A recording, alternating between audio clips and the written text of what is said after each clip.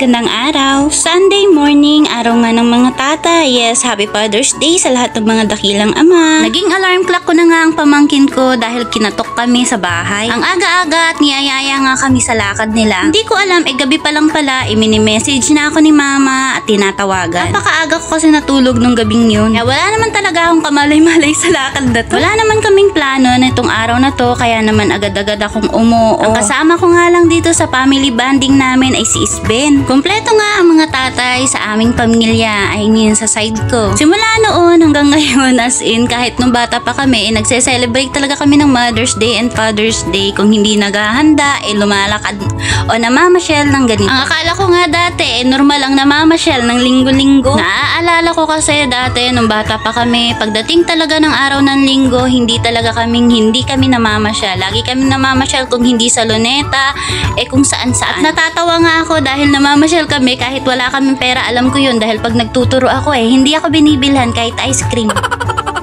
Pinapasyal nila kami sa mga libreng palaruan, kagaya sa Luneta. Abay, napakaraming palaruan doon, padulasan at syempre yung mga duyan. Maghahabulan at syempre maya-maya kakain ng nilutong ulam ng nanay. Masaya rin kasi kasama namin ang mga pinsan namin, mga tito at tita. Tapos ang sasakyan namin noon, kung hindi yung maliit na jeep na siksikan kami, yung truck na open yung likod, yung ginagamit namin pang deliver ng aparador. Ang tatay nga namin noon talagang siya yung promotor, siya yung nag-iisip kung saan kami pupunta. Nung gumanda-ganda nga ang takbo ng negosyo ni Papa, lagi kaming nasa resort. Hindi dahil naman nagre-resort talaga kami lagi. Hindi dahil meron kasing kasosyo si Papa o kanegosyo si Papa na taga Nueva Ecija. Napakadalas niyang ini-invite si Papa kapag may okasyon, kagaya ng piyesta, kasal, binyag, at birthday. Actually, kahit walang okasyon, kahit ordinary day or ordinary Sunday, niyayaya si Papa doon. Alam niyo na, kainuman.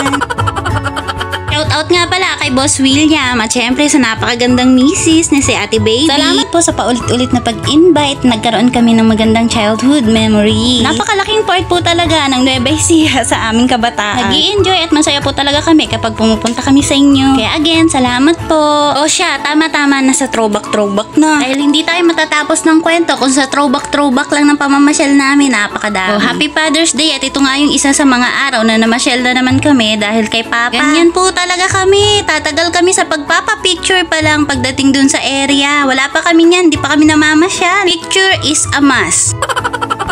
Ay, bakit naman hindi? Hindi natin alam kung kailan uli yan mauulit o kung mauulit uli yan o kompleto pa kami sa susunod. I mean, malay mo, may mag-ibang bansa. Char. Nandito nga pala kami ngayon. Yes, ang laki-laking letra. Sana nabasa nyo. Tagalog. Yes, Valenzuela City pa rin po ito. Pero tignan nyo naman. Ito nga yung tinatawag nilang fishing village. Tagal na daw gustong pumunta ni Papa dito para mangisda. Yes, hoping siya na may mahuli siya. Pagdating nga dito magbabayad ka ng entrance fee na 70 pesos and another 70 pesos para dun naman sa pangbingwit kung gusto mo mamingwit. At kung wala kang dalang pangpain, magbabayad ka ng 30 pesos para sa pampain. Pero dahil kami ready, madaming bulati dun sa lupa malapit sa amin. Abay yung lupa namin, maraming bulati. Nagulat na nga lang ako nung nilabas nila yung baon nilang pain. May lupa pa. Naawata sila sa bulate. Baka hindi mo kahinga pag tinanggal sa lupa. Sa sobrang maawain nga ng mga to, kahit sa bulate naawa pa, pero papakain din naman sa isda. Napakagagaling. Ito na nga si Papa at napakarami nang nahuli. Abay, baka naman nahirapan ka dyan, Papa, at napakadaki niyan. Ito nga sa fishing village, naging mangingisda na nga ang buong pamilya. Ito nga itong si Isben, nangingisda na. Ay napakasama naman, ang nahuli ay janitor fish, pero malaki. Ay nako anak, hindi natin yan makakain. Nangingisda nga ang mga kalalakihan, kami naman dito ay nagpipicture. For the support nga kami dito. Ayun, dali, hulihin nyo, ganun. Tuwang-tuwa na nga ang tatay ko nung mga oras na to dahil ang lalaki ng mga isdang nahuli niya. Siyempre, yung nanay ko ay proud na proud. Pakasaya na nga sana ni Papa kaso nakita niya yung nahuli ng katabing kubo namin, abay magta3 kilo.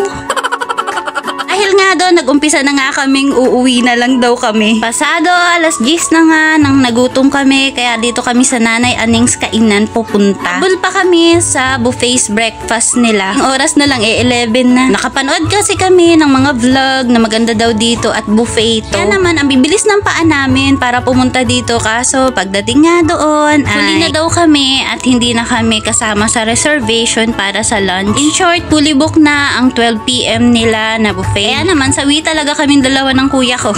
Nagkasundo na lang kami na pupunta kami sa SM Valenzuela para doon mag-lunch. Underestimate nga namin na ano pala ngayon, Father's Day. Maraming nagse-celebrate ng Father's Day at siguro kaya fully book yun. Sobrang init pero hindi namin masyadong pansin. Paypay lang yung paypay dahil nag-i-enjoy kami. Kahit nga yung batang kasama namin hindi nagre-reklamo.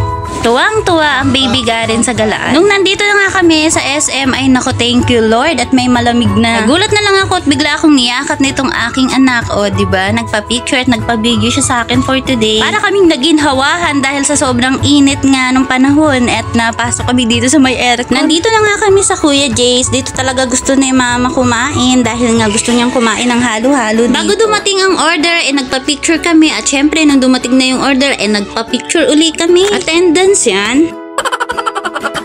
Nung dumating na nga ang pagkain, dito na nga nasira ang pamilya namin. Nagkagalit-galit na kami, wala nang kibuan. Charms.